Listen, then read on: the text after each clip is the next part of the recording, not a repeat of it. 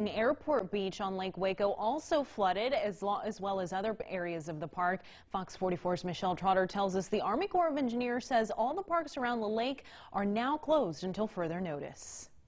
Lake Waco has risen 7 feet in the last 24 hours, causing all the parks around the lake to look like this. We have about 22,000 cubic feet per second that's flowing down the North Bosque and the Middle Bosque combined, and that's what's filling up our lake. Lead Ranger Michael Champagne says Lake Waco isn't releasing any water at this time. The Brazos River is extremely swollen right now. It's very high, and that's from runoff from the current rain that we've had here in the area and just north of us, as well as the water coming out of Whitney. So once the Brazos River starts going back down, there'll be more hope that we can release water. Some of the roads close to Lake Waco are being closed because of flooding. Right now, some of the roads that are affected by the lake level being up are Barrett Road, which is kind of off of McLennan Crossing, Eichelberger Crossing Road, and Flat Rock and Yankee, right there at that corner.